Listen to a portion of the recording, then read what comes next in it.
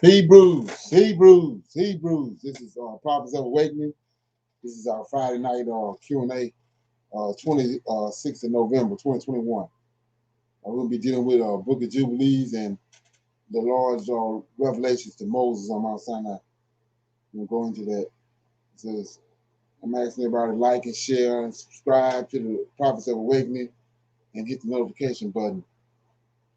And this is a non-Messianic channel. For those that don't know, we deal with the Tanakh, which is the Old Testament, and the Torah.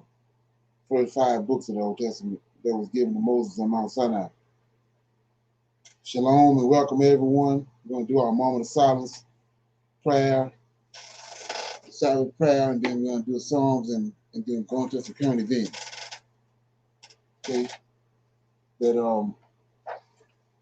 moment of silence is for our Creator, Yahweh, and His Redeemer, Lord of hosts. And all that they're doing, bring about our turn our captivity and deliver us from these lands of our oppressors.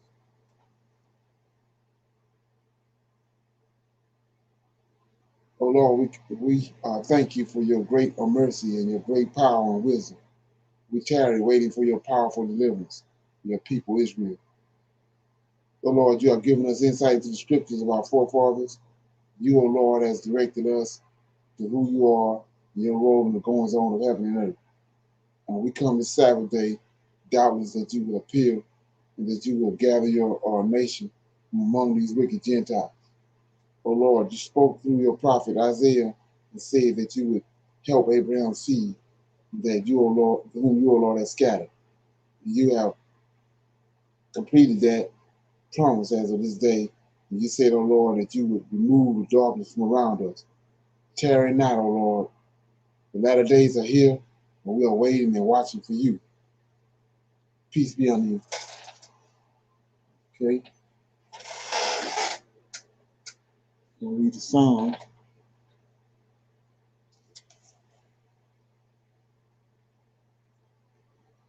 See?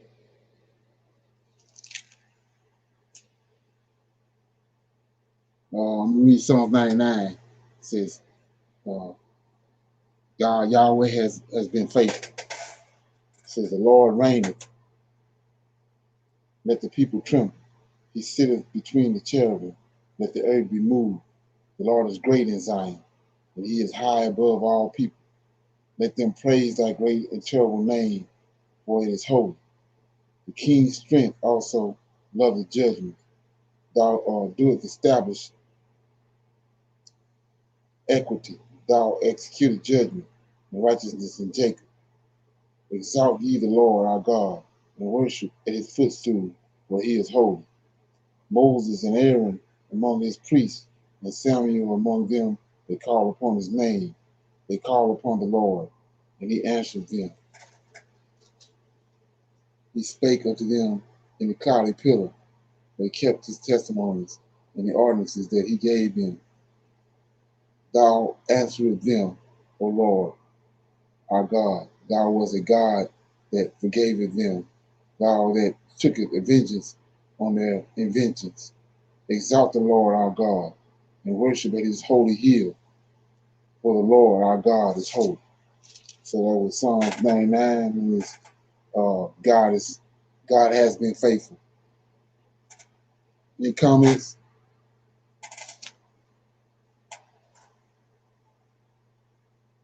Okay.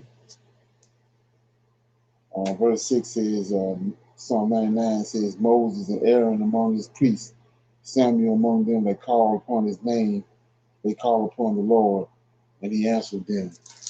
So that's what I was talking about a couple of days ago, how when they called him, when they knew his name, And they knew he was going about, and they called him, and he answered them. And the reason what we're doing now is calling somebody that our forefathers ain't know. And that's why we ain't getting no response. We're taking it to be something else, not ignorance, but it's because of it ain't calling the right person. That's why we ain't getting no response. When he already prophesied to us that he was going to hide his face, and he's done just that. Okay. Anybody else? Yes, verse 1. The Okay. Lord reigneth. Let the people tremble. He sitteth between the cherubims. Let the earth be moved. He sitteth between the cherubims. Let you know he's not a God far off, that he dwells amongst his people, Right. that he walks among his people. Okay. Yeah. So yeah, I will just expound on that too, because it says that the Lord reigneth, let the people tremble. He said between the cherubim and let the earth be. So he had Moses to make those two cherubim with their wings extended. That's over the Ark of the Covenant, which is the mercy seat they talk about. And so once a year on the Day of Atonement, he come down between those cherubim. That's what he's talking about. And Right. so also right here, for those people that didn't know, and he says that 43 and 10, Isaiah 43 and 10. Yeah, 43 and 10, Isaiah.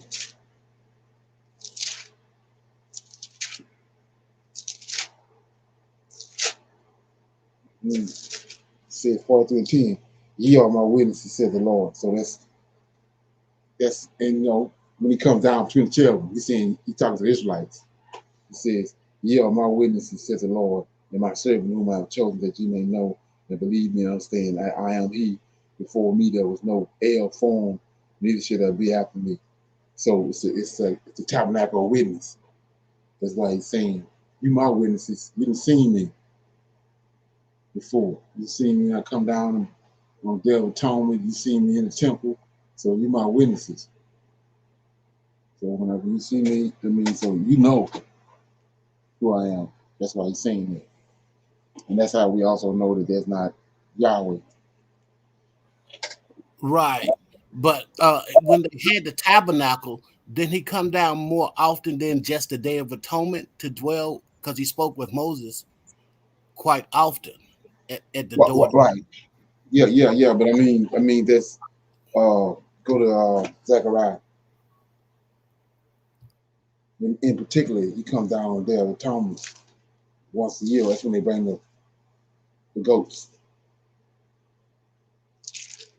It's 4, chapter 4.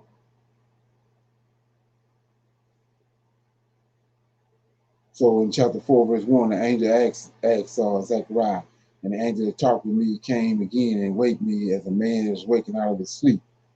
And he said unto me, what seest thou? And I said, I have looked, and behold, a candlestick. So you know that's the menorah, the seven branch menorah. It's in the Holy of Holies.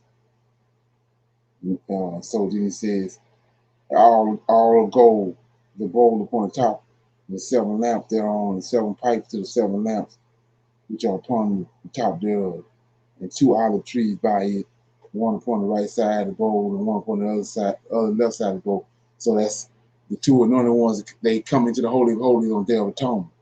And then you go to verse 12, and I answered again, said unto him, what be these two olive branches, which to the two golden pipes empty golden oil out of themselves? And he answered me and said, knowest thou not what these be? And I said, no, my Lord. Then he said, these are two anointed ones that stand by. That's on the Day of Atonement. Stand by the Lord of the whole earth. So that's actually, when you understand what's going on, he's he's brought him into the Holy of Holies, and he asking him, "What you see?" Okay, yeah, Shalom. okay, Verse 3 stood out to me, Brother Leonard. It Okay. says, "Let them praise thy great and terrible name, for it is holy." We have reason to fear the Lord of hosts, and he's not like this weak JC that they Right. want to portray him as. Exactly. Right. Yeah, they done denigrated him and denigrated his power and everything. Right. Right.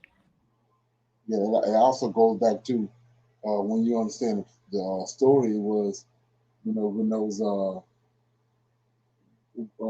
Romans and Greeks Romans came on the scene.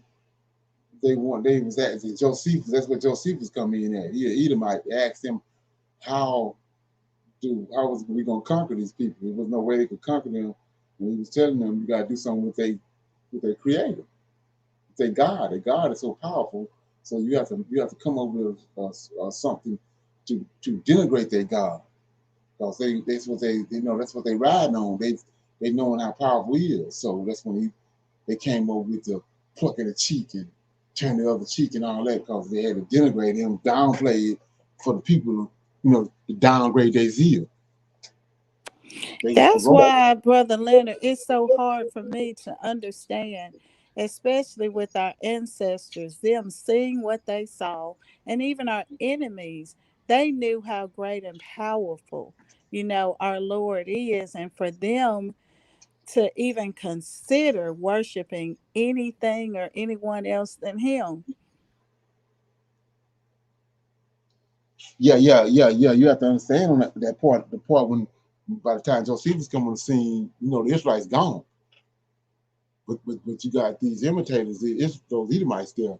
That's what the drama was coming in, was they had this perverted zeal. And so they asked Josephus what to do how to curb it. And that's when Josephus came in, uh, uh, and did what he did with the scriptures, downplayed. Right. Okay. Hey, Leonard, I got another question. In verse 7, it talk about the ordinances. And now, trying to get an understanding on ordinances. Do ordinances deal with like time? How do ordinance different from commandments or statutes? Well, from my understanding of that uh, the ordinances and the statutes is synonymous. Okay. They all, they just saying ordinances. Like I was showing you how uh, you know, they changed that governor. And it's actually it's king, but they're saying governor. But that's going on. We're not seeing him as the same. But when you understand what's going on, governor, when it says Zerubbabel, the governor, means king. Zerubbabel was the king, and that's what I was saying about when he went and got Sir Francis Bacon, which is Shakespeare. These guys are literary geniuses. They know what word to use, how they can reword a sentence and downplay it, and curve the understanding by changing a couple of words in the sentence. Okay. Joseph and him and Bacon. Right, right. So basically, ordinance was just used as substitute for statutes. Right. Okay, Exactly. I see. I see. Right. And then you also know that when they concocted that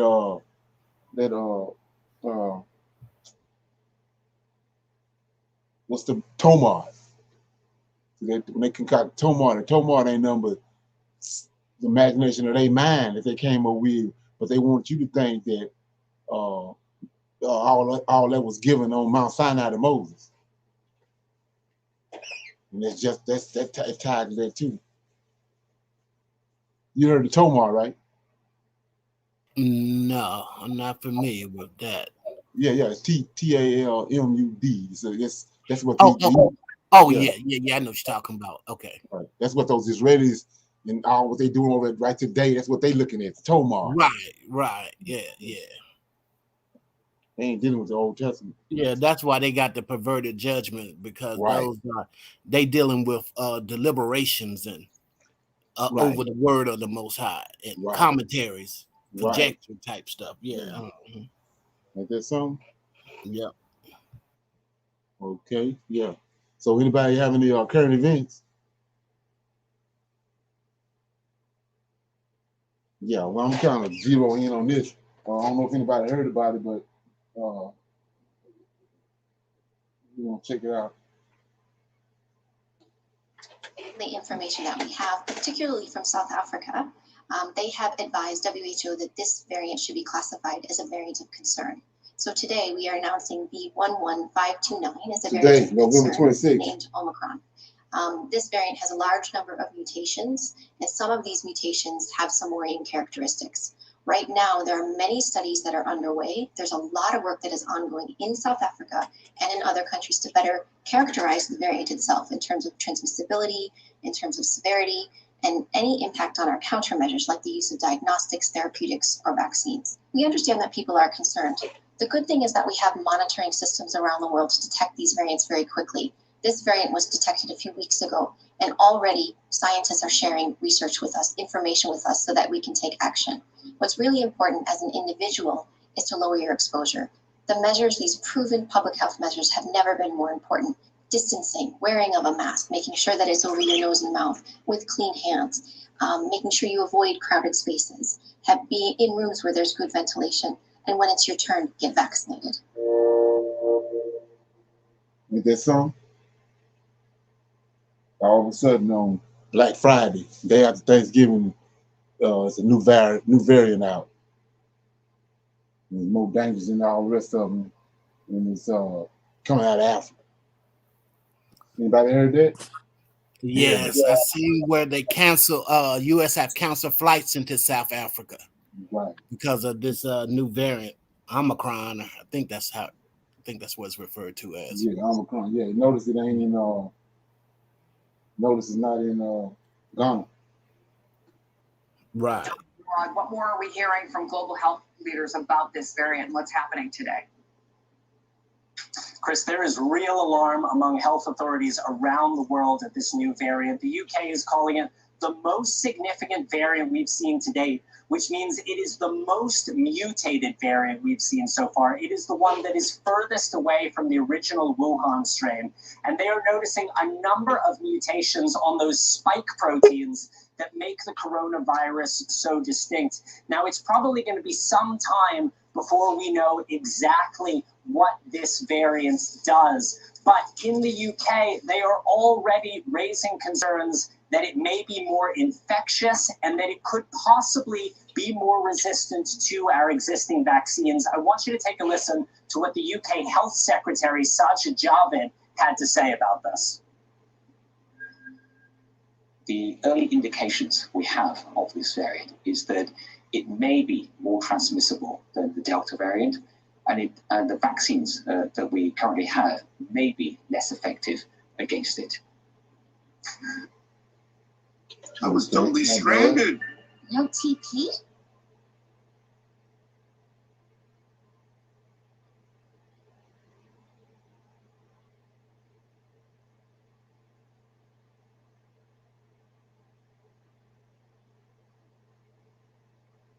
Africa and 5 other southern African nations in response to this. We're seeing similar measures across Europe right now. Here in Israel, they've already found one confirmed case of the new variant. The Israeli Prime Minister saying, "We are on the threshold of an emergency situation." The Israeli government is going further than what we've seen in Europe. Chris, they are cutting off travel from almost all African nations right now in response to this new variant emerging. Chris?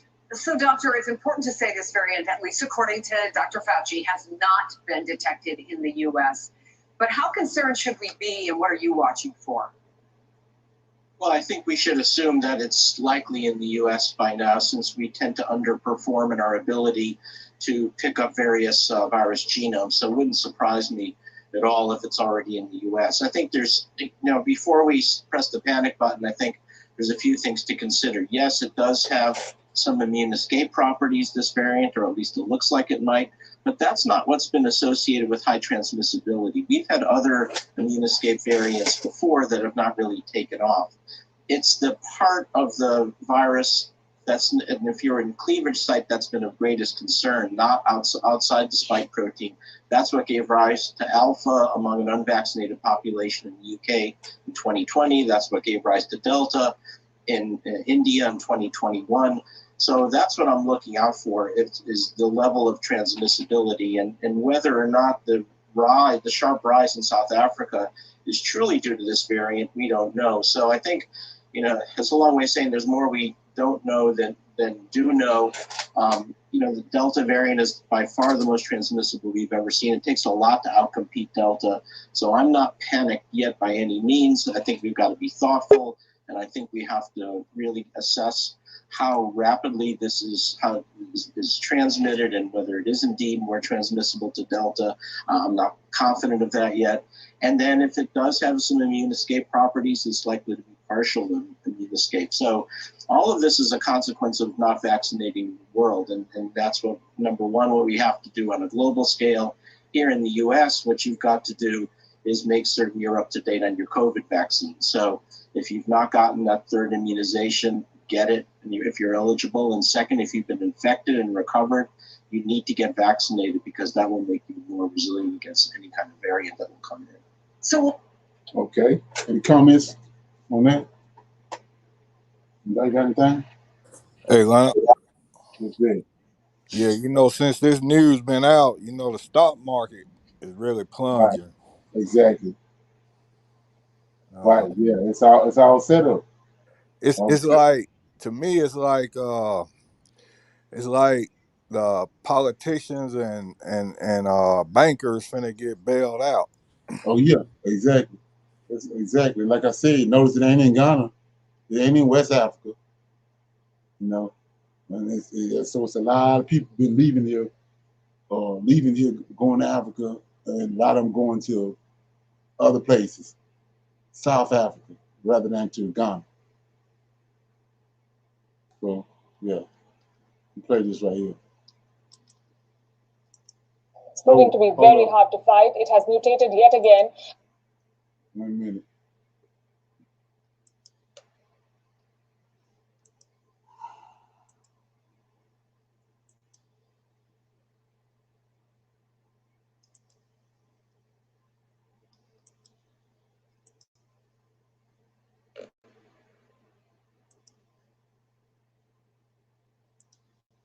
A new variant of the Wuhan virus is spreading in South Africa. Scientists are calling it the deadliest variant till date. The most horrific version, quote-unquote, of the Wuhan virus. Such statements have triggered panic. This morning, almost every market in the world nosedived, from India to China to Japan. Stocks were in the red across the world. Countries are rushing into travel restrictions yet again. The UK, Germany, Italy, they've all banned flights from South Africa. Other countries are mulling such travel restrictions. Are these fears justified? Is this variant really the deadliest? Our next report has some answers.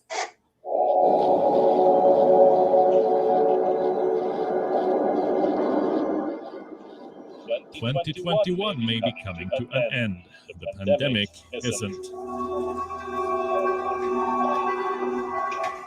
The Delta variant is still spreading.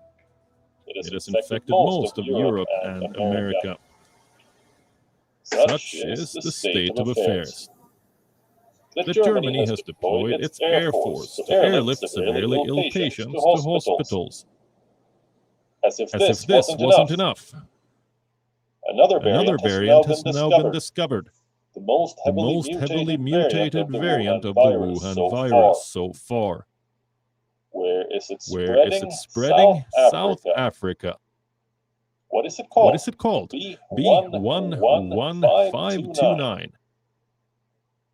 How deadly is it? In one word, very. Some scientists are describing it as horrific. Some others say it's the worst variant they've ever seen. In South Africa, the cases are limited to just one province, the province of Gauteng, the most populated province in the country, with the global financial hub Johannesburg as its capital. The South African health minister says this poses a very serious challenge for the country. So it does present a major challenge in terms of further activities, social, social activities. We're hoping, amongst others, that we can have more social activities, but this is going to present a major challenge. Still have to be looked at. The variant may no longer be just South Africa's problem. It has already breached borders. Cases have been detected in Botswana, also in Hong Kong, where health experts say that the variant may already be circulating globally. The chances are that this virus has traveled to many other parts of the world, and maybe those other places haven't yet realized it or haven't yet recognized it. Of course, the resumption of international travel is to blame. But so is the virality of this variant. It has more than 30 mutations in its spike protein, which is making it spread faster than previous variants. Scientists are worried that with so many mutations, this variant may even escape the immune response induced by vaccines. Researchers are working to understand more about the mutations and what they potentially mean for how transmissible or virulent this variant is, and how they may impact our diagnostics, therapeutics, and vaccines. The news has triggered panic. It has hammered the confidence of investors. There's a bloodbath in global markets. This morning, Japan's Nikkei slumped to its lowest level in a month. South Korea's shares ended at a 2-week low. Hong Kong's shares closed at their lowest in weeks. And in India, the Sensex slumped by 1,700 points. Its worst fall in 7 months. With markets in the red, countries across the world are rushing into travel restrictions. Germany has suspended all flights from South Africa. This morning, we decided that South Africa and some neighboring countries will be declared a variant zone in the short term. The United Kingdom has suspended flights from at least 6 African countries. Those countries are South Africa, Namibia, Lesotho, Eswatini, and Zimbabwe, and Botswana.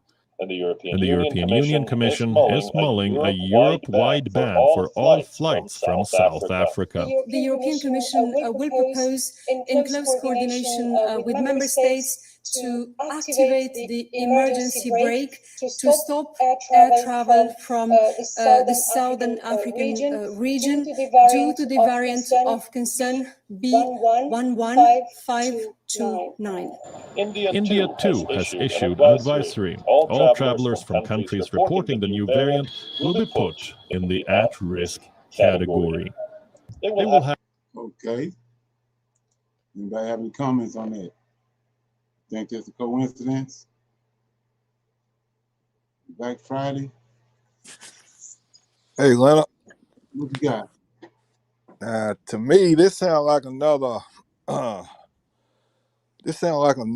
worldwide shutdown coming. Oh yeah, it is, and it ain't the monetary system can't handle this. And it seems like they trying to do it right after they probably celebrate their Christmas. They gonna get that money. Right. You remember the December thing? So I'm looking for January to be something. Yeah, right. Yeah. Next couple of weeks, you're gonna start seeing all these people. But check this out. This just me now. We just had that lunar moon, right? Yeah. Right. All right. I'm back to Zechariah 1:11, and they answered the angel of the Lord that stood among the myrtle trees and said, "We have walked to and fro through the earth, and behold, all the earth sitteth still and is at rest." Right. I mean, what he done in the past, he gonna do it again, right? Exactly. So now this is a worldwide shutdown there. Right, exactly. Right. Yeah, look at Haggai. Go ahead. And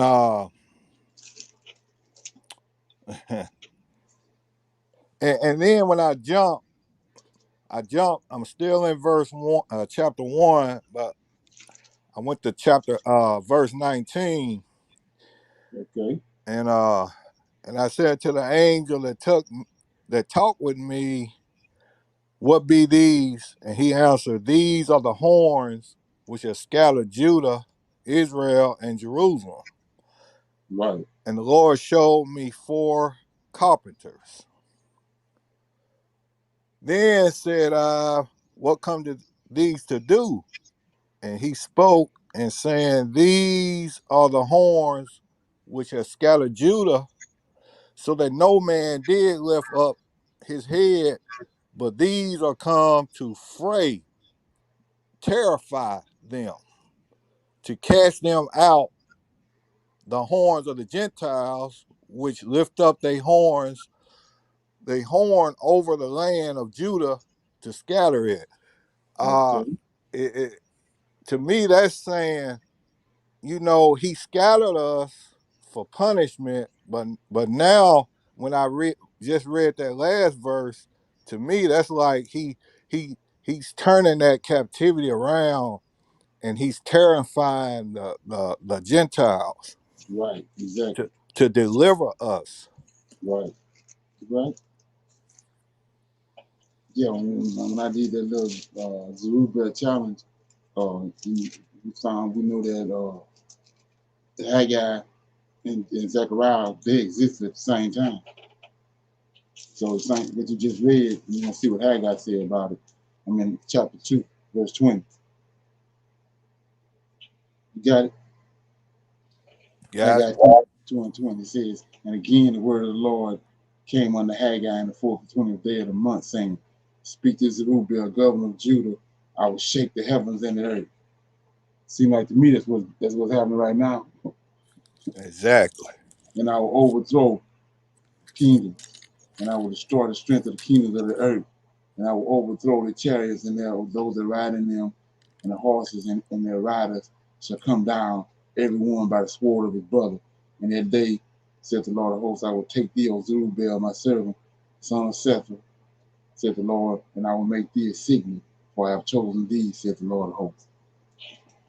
So we see him raising Israel up, and he's bringing the world and everybody, the heathens down. Right. Right. Aren't that something? Right in our face. Yep. Right. Yeah, they ain't gonna be able to. What happened in 2020 with this variant saying it's worse than that, and they said that the Delta variant was like 10 times worse than the one that came in 2020. So this thing here worse than the Delta variant. I can't see the stock market with and all the stuff that's going on with it, with the container shipping and all that stuff. I can't see it standing too much more of this. Yeah. Right. Because all they're gonna do is they're gonna print more money. Right. And inflation gonna go right triple high, and it's gonna really bring that stock market down. Right. And the thing about it is they know that. Yeah, the people fumbling with it, they give them some money, they're gonna take it. But when they start giving out that free money, that's a detriment to the economy. Yeah, that's nothing but high inflation. Right. And that's where we at. Right. Okay. Anybody else got anything? So if they don't, we're gonna go into some questions. Anybody have any questions? Any comments about anything? Then we'll go into the lesson. Hey, Leonard, I have a question about Psalm 68 and 4. Okay, let me get it. Psalm 68 and 4. Okay.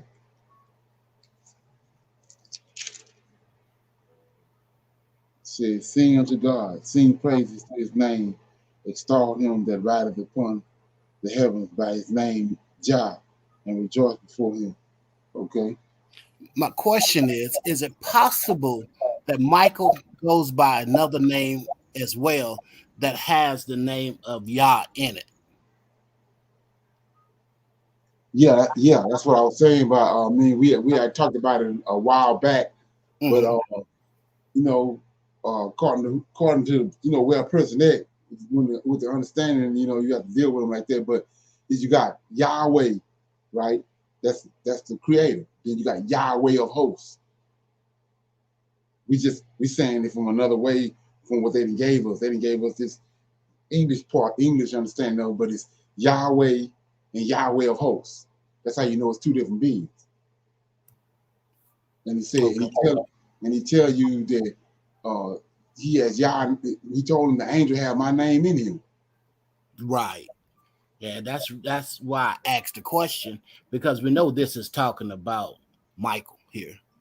Right. This verse. So but no J's. But no J's. So that was right.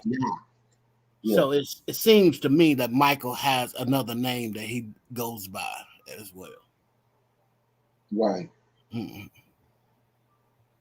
Right. So he says that it says verse 5, it says, a father of the fatherless and a judge of the widows is God in his holy habitation. So it's saying Michael is a father to the fatherless, and then he's the judge for the widow. He's taking care of the widow with the husband ain't there. Man ain't there no more. So if you go to 2 Samuel right quick.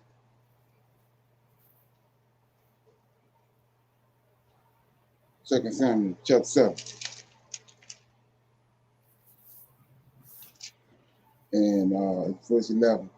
He says that since the time that I commanded judges to be over my people Israel, cause thee to rest from all thy enemies, also the Lord telleth thee that he will make thee a house. And when thy days are fulfilled and thou shalt sleep with thy fathers, I will set up a seed after thee, which shall proceed out of thy bowels, and I will establish his kingdom. He shall build a house for my name, and I will establish the throne of his kingdom forever. I will be his father. So David will be dead. So he's going to step in and be his father. Same way we just read over there, 685. Right. So we know that in order for the scribes to create this monotheistic view for the scriptures to point to JC, that they changed that to make you think that it's talking about Yahweh. Right. It's one being. Exactly. Right. But then, like I said, once you get to Revelation, you see it's not so. That's just like he said, the world didn't know me until he came to Egypt. So we know that we know what the deal was with that. That was Michael. They was before that they was dealing with. They thought it was Yah, and then when Michael showed up at Egypt, Moses met him at Mount Sinai. He came to Egypt and delivered the Israelites. That's where he got his name at. He got his name when he came and shut down Egypt.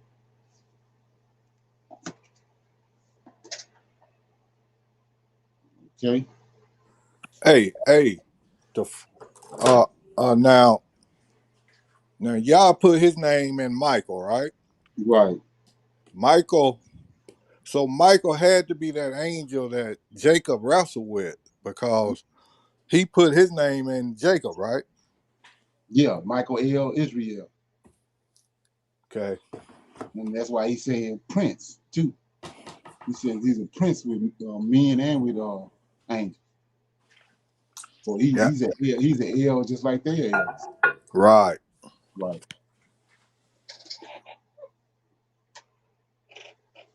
Is there something? Anybody else have any questions or comments about something they want to elaborate on? If nobody else is willing to ask a question at the moment, I got another one, Leonard, about another Psalms. This is Psalms 83. And it's just a history question. It doesn't have to be read. It's a song of Asaph But Asaph is telling about how Israel is going to be cut off by all these nations. Right. Now, Asaph lived during the time of David because he was one of David's singers, correct? Right. But when Israel was cut off by all these nations was during the third beast, the Greeks, when all of these things took place. So how did Asaph know that all these events would occur? Dream. The angels came and brought him dreams. Okay. Yeah. So I'm thinking now, was Asaph a prophet, or did the singers have visions as well? Yeah, they had visions. They had dreams and visions. He told Miriam and Moses, told them only Moses have I talked to face to face, and everybody else I dealt with through dreams and visions. So whomever it is that's uttering anything that Most High said, they received it through a dream or a vision, or angel brought it to them.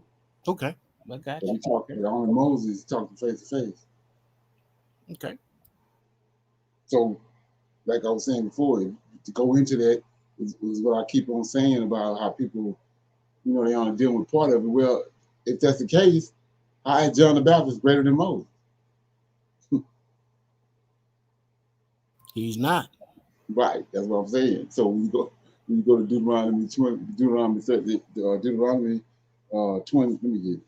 Go to Deuteronomy the 34 and 9. Said Joshua, son of Nun, was full of the spirit of wisdom, for Moses had laid hands upon him, and the children of Israel hearkened unto him, and did as the Lord had commanded Moses.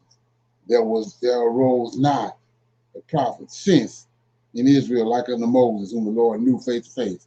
So that you can't go to John the Baptist no more after you read that. That's the point that's baffled me when you show people that, and then they continue to quote these people when you see the lie that's been told. You can't deal with that no more once you understand this right here. The person trying to deceive you. Yeah. Get something? Somebody else got something? Okay, I'm gonna play this right here because see if we get some feedback. This is just let's see what this guy talking about as far as we see what's coming on the scene right now because it's gonna get hectic. Prepared on more serious. I haven't quite seen a time like what we're currently going through. So let's talk about it.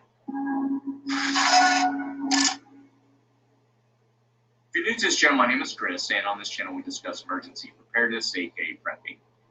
I think many of us are beginning to get more and more weary. We're drained with recent events.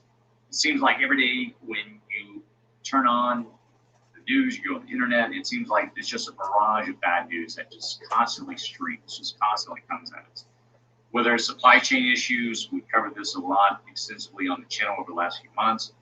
We begin to discuss inflation all the more.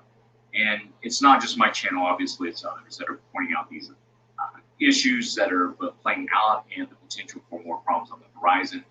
And I know it can make you feel overwhelmed. And every week as I'm sitting down, looking at the week, what I want to talk about on the channel, what I want to prepare for, what I want to keep you informed on, and taking real actionable steps to prepare, it feels like just something comes up. It's hard to keep up at times with the flood of issues that continually come up.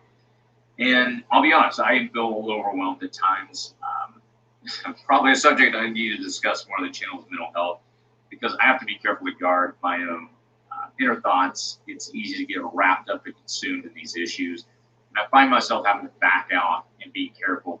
Because look, I want to enjoy life. I'm not a pessimistic person by nature. As I've said many times, I feel like I'm a realist, and I try to paint that picture as I express information on this channel. There's a fine line between being overly pessimistic and being overly optimistic, and finding that middle ground of how to present information in a real way without just pumping fear nonstop. It's a fine line, and I try to be careful to make sure that I'm promoting information that you need to be aware of. And it's odd to see so many of the things that we've covered on the channel for years begin to play out more and more. Years ago on the channel, I did a video on supply chain. It was, I forget the exact title, I'll post a link in the cards above, and it was discussing the just-in-time delivery system in our country and how vulnerable it is.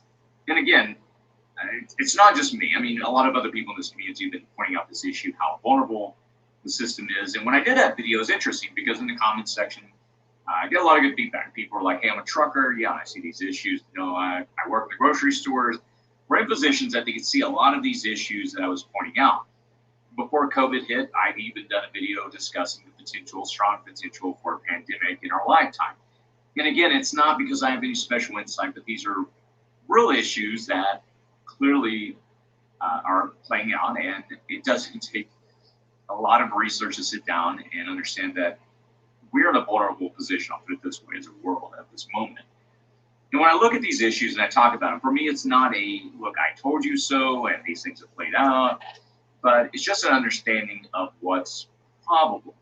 And again, if you watch this channel, what I hope to do is clearly distinguish between what's possible and what's probable. Anything's possible. We can get into the subject of EMPs, coronal mass injection. You know, I get people that email me about the magnetic shift, the polar shift. I get a lot of emails that people are concerned about these really big, grand potentials.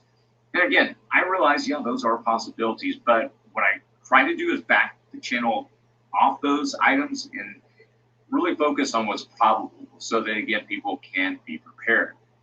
And seeing these issues, it, of course, as I try to document and prepare people for what's next, of course, the question may come up, well, what are you seeing next? And it's, again, not that I have any special insight that you don't, but as we sit down at City Prepping as a team, as we research and we look at future threats, I just really want to keep you informed and not to be scared, but keep you informed. And by the way, I'll talk about the we when I say we at City Prepping. I've used that phrase a lot in videos here recently, and I'll talk about that in the video. It's, again, always going to come down to you. That's why I always promote that on this channel. Next year with this channel, I have big plans. There's a lot I want to do with this channel. I really am looking forward to throwing my life into this channel to try to help as many people as I can prepare. The comments that you provide, that I've been able to provide a way of starting, of helping to get you on the path of preparedness, that encourages me and motivates me to continue to move forward and do what I do. And I have to say, honestly, this year I've really... Okay, so yeah, he's stressing the fact that, I mean, you see what's going on. So if you ain't been preparing, you know, you need to just try to do something, have something in place. Because, like I said, looking at this variant right here, knowing what already happened and what they're saying, this thing is capable of, this thing can go downhill so fast. Before Monday, you can be in a serious situation. Now, so yeah, just trying to you know, stir the pot a little bit for people that's listening. Okay. Yeah, anybody got anything about that? Comments on it? Or any suggestions?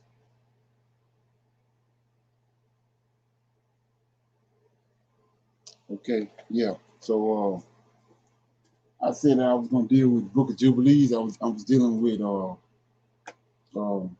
we know that Moses received some instructions on Mount Sinai, and Moses, in Moses' lifetime, he didn't have no understanding of what had happened. He had somewhat of understanding, but what had happened up until he came on the scene. So when he's on Mount Sinai, a lot of people don't know this, but Lord of Hosts was on Mount Sinai and he brought him up to par. So he told him what happened from beginning up until Mount Sinai. He gave him all that information. That was part of what he gave him during those 40 days and 40 nights. And so what I'm gonna do right here is I'm gonna read some of it. I'm in Jubilees. I'm gonna read some of that. So Let me get it. It says, and it came to pass in the first year of the exodus of the children of Israel out of Egypt, in the third month, on the 16th day of the month, that God spake to Moses, saying, Come up to me on Mount, and I will give thee 2 tables of stone of the law and the commandments which I have written, that ye may teach them. And Moses went up into the mount of God, and the glory of the Lord abode on Mount Sinai, and a cloud covered it 6 days. And he called to Moses. So this is what I'm saying. This is what I'm saying right here. This is how we got the Torah, first 5 books right here. And he called to Moses on 7th day out of the midst of the cloud. And the appearance of the glory of the Lord was like a flaming fire on top of the mount. Moses was on the mount 40 days and 40 nights. God taught him the earlier, here we go right here, the earlier and the latter history of the division of the days of the law and of the testimony. And he said, Incline that heart to every word which I speak unto thee on this mount, and write them in a book, in order that this generation may see how I have not forsaken them for all the evil which they have wrought in transgression of the covenant, which I established between me and thee. And thus it will come to pass, when all these things come upon them, that they will recognize that I am more righteous than they in all their judgments and in all their actions. And they will recognize that I have been truly with them, and do right for thyself all these words which I declare unto thee this day.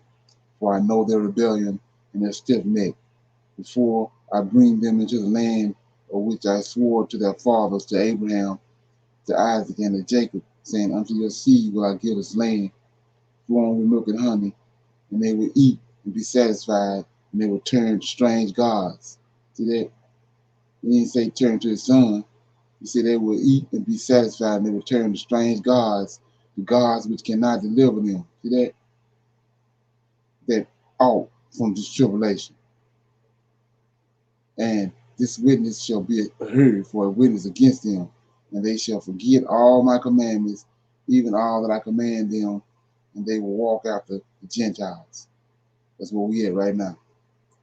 And after their uncleanness, and after their shame, and will serve their gods. And these will prove unto them to be an offense, and a tribulation, and affliction, and a snare. So if that ain't JC, I don't know what it is. So, like I was saying before, I was telling you, you understand, if these Yahweh, these angels, Lord of hosts is righteous, they're not going to be sitting there talking to him, none of these men, Abraham, Isaac, Jacob, Moses, and all them, and he got a son, somewhere, but he don't tell nobody. That don't make no sense. So, he says, verse 10, says that many will perish, and they will be taken captive, and will fall into the hands of the enemy, that's the Gentiles, because they have forsaken my ordinances and my commandments, and the festivals of my covenant, and my statutes in my holy place, which I have hallowed for myself in their midst. That's the Holy of Holies. When he said the holy place, what we just talked about, where the king and high priest go in there once a year. I have hallowed for myself in their midst, in my tabernacle and my sanctuary, which I have hallowed for myself in the midst of the land, that I shall set my name upon it, and that it shall dwell there. And they will make to themselves high places and groves. And this the Amorites, this is the time of the Amorites. And they will make to themselves high places and groves, graven images, and they will worship each his own graven image, so as to go astray. And they will sacrifice their children to demons and to all works of their error of their heart. And I will send witnesses unto them, that I may witness against them, but they will not hear, and will slay the witnesses. Also, they will persecute those who seek the law, and they will abrogate and change everything as to work evil before my eyes. You see that? And I shall hide my face. See that? I shall hide my face from them. It don't sound like nobody coming out in the open, laying no hands on nobody to me. He says, I will hide my face from them, and I shall deliver them into the hands of the Gentiles for captivity, and for a prey, and for devouring. And I shall remove them from the midst of the land, and I shall scatter them amongst the Gentiles. See that? And they will forget all my law, all my commandments, all my judgments, and I will go astray to new moon, Sabbaths, festivals, and jubilees and ordinances. And after this, they will turn to me from among the Gentiles. See that? This ain't happened yet. We in the process of it. With all their heart, and with all their soul, and with all their strength. And I shall gather them from among the Gentiles, and they will seek me. See that? So that means while they dealing with the Gentiles, they don't know him. Or whatever they're dealing with while they amongst the Gentiles ain't got nothing to do with him. It says, and they will seek me, so that I shall be found of them when they seek me with all their heart and with all their soul.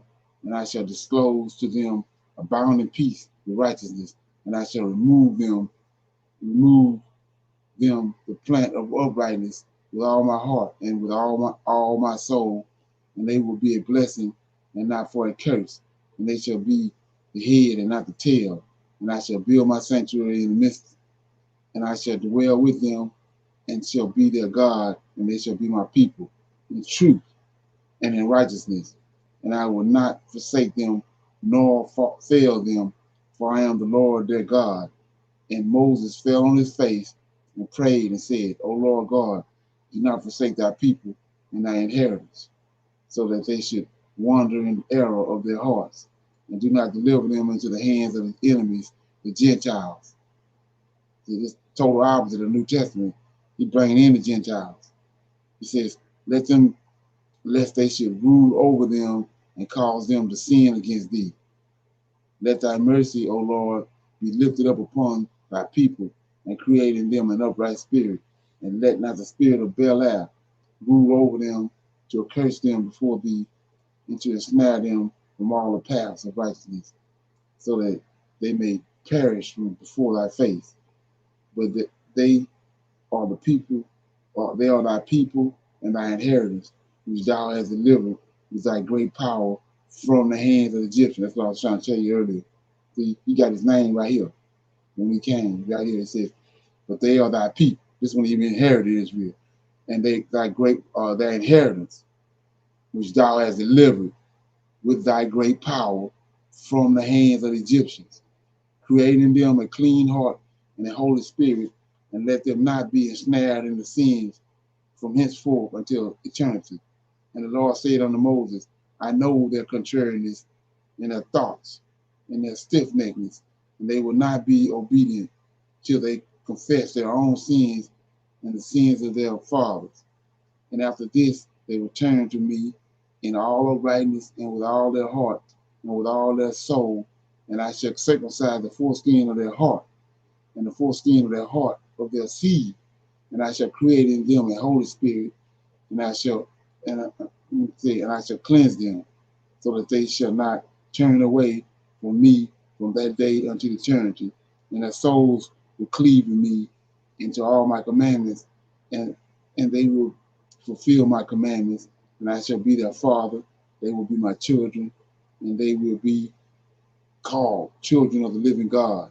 And every angel and every spirit will know, yea, they will know that these are my children, and I am their father in uprightness and righteousness, and that I love them, and do right down for myself, do right down for thyself all these words which I declare unto thee on this mountain, the first and the last, which shall come to pass in all divisions of days in the law and in the testimony and in the weeks and the jubilees until eternity, until I descend and dwell with them throughout eternity. Okay? Any comments?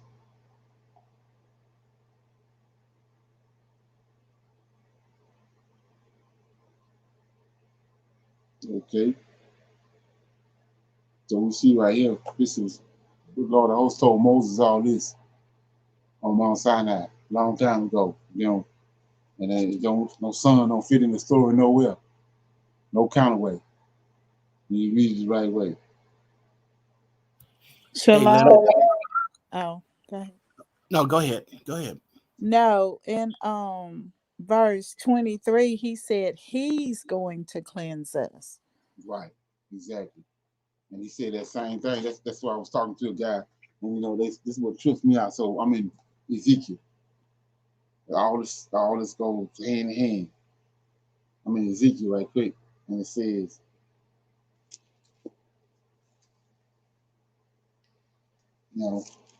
they want to act as if they don't see this,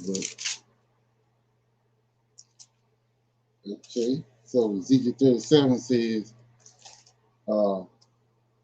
22, 37 and 22, and I will make them one nation in the land upon the mountains of Israel, and one king shall be king over them all, and they shall no more be two nations, neither shall they be divided into two kingdoms anymore or at all. Neither shall they defile themselves anymore with their idols, nor with their detestable things, nor with any of their transgression. But I will save them out of all the places wherein they have sinned, and I will cleanse them. Same thing you just see. It's all going hand in hand. Then you get to 24. And David, my servant, shall be king over them. He ain't made no mistake. And we just read where he told you they were going to change everything and flip it all around. But he's telling you right here, he gonna cleanse them, and David gonna be their king. He ain't got no son hidden in the bush nowhere to do nothing. Okay?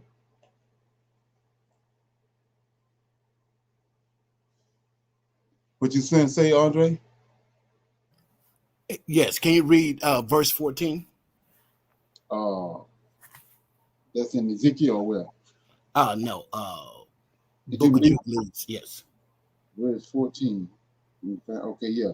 Say, and they will forget all my law and all my commandments and all my judgments, and will go astray as the new moon and Sabbaths and festivals and jubilees and ordinances. Yes, and just a reference to trying to keep the feast days that in Leviticus that our people are trying to do each year and everything, where he testifies here that, hey, we're going to fail at that. You're going to try to do it, but it's going to be incorrect on what you're doing. Right. Yeah. So the way I take that is, it says, and they will forget all my laws. Right. That's the Israelites. They will forget all my law, and they will go astray as the new moon, Sabbath, festival. That's Christmas, Thanksgiving, all that Gentile stuff. Right. Well, yeah, you could look at it from that point too. Yeah, that we would take on new festivals and new. We take on new festivals. We're doing something new, and another clock. Right. And the ordinances, that we measure time differently than what we used to. Among the Gentiles. Mm-hmm. Right. Yeah. Somebody else got something? Shalom. Okay. It says in the next verse 15, and after this they will turn to me from amongst the Gentiles with all their heart and with all their soul and with all their strength, and I shall gather them from amongst all the Gentiles, and they will seek me so that I shall be found. Well, what about those that are not seeking him wholeheartedly? They're not looking for him at all. They're not searching for him. They're not seeking him with their soul and their heart. Yeah, well, he said he's gonna it's too bad to feed. Right. Yeah. So he told him, Jeremiah, it's too bad to feed. I'm gonna take this good basket and take them to Babylon for their good. And then I'm gonna destroy these other ones. So ain't nothing new under the sun. Right. Yeah. And then you have to understand too, the intermingling and all that. They ain't, we call them Israelites, but they ain't Israelites. So a lot of people that think they ain't Israelites. He says all Israel ain't Israel. Yes, another thing about that too, like I said, they hung their own self. The Most High set them up because it's only one set of Gentiles. We see right here, he got a problem with Gentiles. It's only one set of Gentiles. That's Genesis chapter 10. Japhet descendants. Ain't no other Gentile. So we know right there that they ain't none Noah's son. That's it. They are our enemies. And like I said, when you look at to do the word etymology, you find out that in Genesis chapter 10, you got a son called Tubal. And then in Genesis chapter 4, Cain's descendants, you got a Tubal. Same people. He told Noah to get 2 of every kind on the earth and put them on the ark. Right. So that's who raped when you understand what's going on, that's who raped Noah. Noah's nakedness. Japhet raped Noah's wife while he was, inebriated. And he woke up and saw what he had done. He had raped his wife, and she conceived, and she conceived with Cain. So you have to go back and you got to put all that stuff where it's supposed to be connected, and that Canaan tied to the Amorites. Okay, yeah.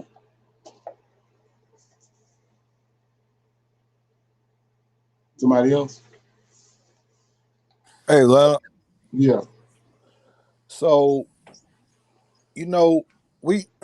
our people got in trouble when they, when they start serving the other gods, Gentile gods, and so the great sin, like in the New Testament, they try to scare you as the blaspheming the Holy Ghost, but right. Reading, the great sin is that first commandment when you serve another God besides the only God. Right. The only El. Yeah. Exactly. And that's like I was saying, that's horrible. When that's horrible to get down and bow down and all that to worship something that can't even do nothing for you. And knowing the power that our God have, but you all down on your knees and all doing the most to worship something that had no power to do nothing. Exactly. Because I think it's in 1 Samuel 7, when they were finna fight the Philistines, and Samuel told them to turn back to the Lord of hosts and serve him and him only. And when they done that, the Lord of hosts fought for them. Right. Exactly. Right. And the thing about it is that simple. All you gotta do is to acknowledge him and keep your mind and your soul and everything on him, then you ain't gonna have no problem. But we see how they keep on veering from that. Yeah. Yeah, but Christians today can't serve the Lord of hosts without serving JC. They're gonna put him beside the Lord of hosts. Exactly. Right. Right. They keep adding him beside there. They're gonna make him be there. Oh yeah. They saying one thing, but in their heart and in their mind, they're still dealing with JC. Yeah. So JC. Shalom. Go ahead. Go ahead, Lamar. Go ahead. It's simple to turn back to the Lord of hosts if you know or you're aware that you're even serving another God. Right. Our people are so blindsided that they can't even see it. Right. And to turn back, they're just so far gone, so lost. Right. Exactly. Right. Yeah. So it's a whole process. Is him. If you awaken and you at the point where you at, It's him. You know, because you know you can be just as thrown off as they is, but you know, he said he had pearls. He can't. He's coming to get his pearls. So that's what we had. So JC washed them, right? So they say. They Yeah. say JC washed them in his blood, but you just read in Ezekiel 37, and this ain't even happened yet, that the Lord of hosts gonna cleanse us. Right. And they're gonna have to be cleansed twice. Right. Exactly. That's exactly. That's the whole point. They know you can see right here with that typology. They got away with that for a minute. It's just like those fake Jews. You know, they got away with that for. But now we in a place where they can't. All that stuff is all the lies and fell to the ground. It's, you know, the truth is sitting there for those that's seeking it. Lamar makes a good point, saying that Christ supposed to wash them in the blood of the Lamb, but the Lord of hosts tell us that life is in the blood, to stay away from the blood, Right. not to eat any type of blood. Right. But and you're gonna cleanse it. Right. But in Christianity, you are washed in blood. Right. Exactly. Right. That's what I was saying too about what we read the other day when Abraham the instructions that Abraham gave his children. Everything Abraham told them, we doing the opposite. That's what they got us doing. They got us doing the opposite of what we're supposed to be doing. Yeah.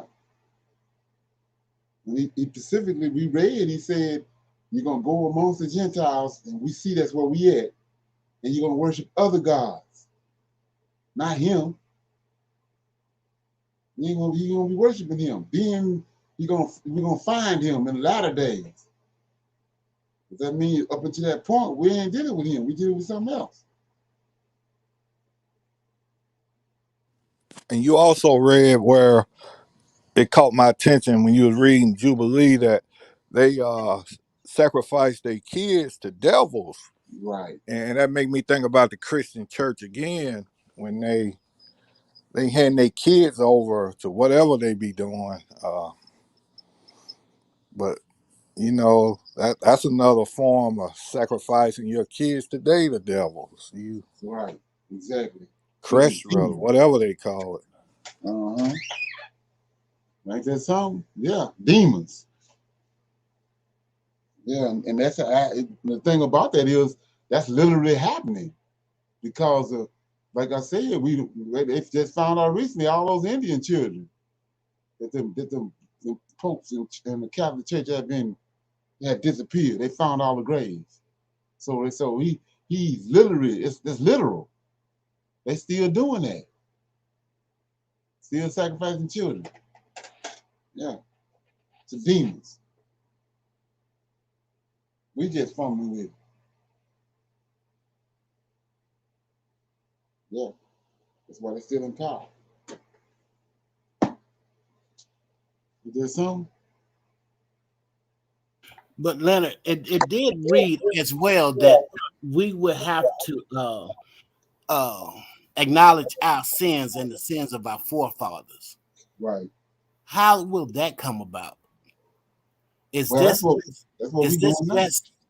Okay, so it's the ones that he had poured his spirit on that has to do Right, this. right, Okay. right. We waking up and we see what our forefathers did. We seeing what we done went through because of it, and so we acknowledging it. And Okay, we crying out to the Most High. Because I'm saying that these Negroes under the yoke of Christianity, ain't no way they're gonna acknowledge any sin. At least to say sins of their forefathers. That ain't gonna happen. No, it ain't gonna They're happen. too far gone. Right. Too far gone. Right. And they don't want to hear the truth. They're gonna block you out. Now back to that what we read earlier, and you know, you ain't gotta go to it, but like in Zechariah, you know, he said that was them angels that were walking to and fro through the earth. Right. can we reference that back to that verse you be reading in Ezekiel with them seven took up their swords, they Oh yeah, weapons? right. Yeah. That's the exact same thing. Yeah, it's the same thing. It's like I was saying, it's only one place in the Bible where the Gentiles at, and it's only these 7 angels are the ones that's watching, that's doing the Most High bidding. All the rest of them was created. It's only 7 holy ones. That's what he's referring to. So them angels are marking those that turning back to the Lord of hosts. Right, exactly.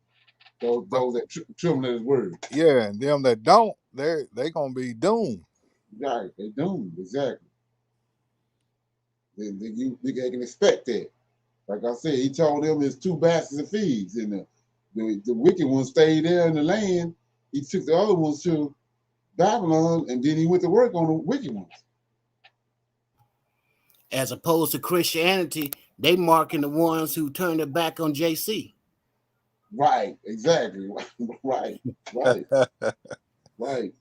That's the part right. where that's the part where people can't find them. Once they found out the truth, and then you got a lot, you got a lot of stuff you got to calculate and formulate in your mind, because you've been thrown off. That's a hell of a drug, that JC though, boy. Oh, yeah. It's hard to shake that cat. Oh yeah.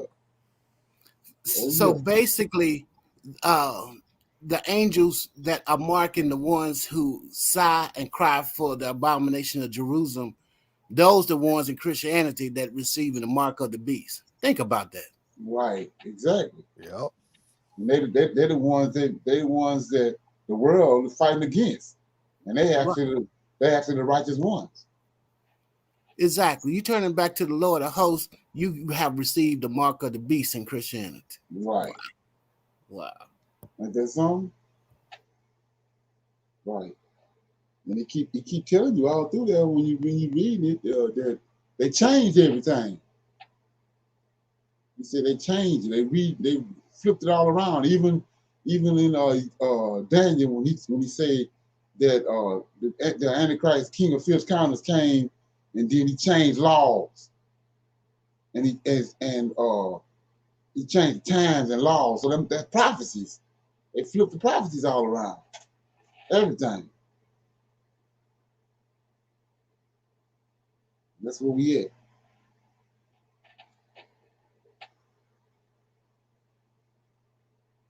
Oh, yeah. With this song? Anybody else got anything? Any more comments? Everybody good? All good. Okay. Okay.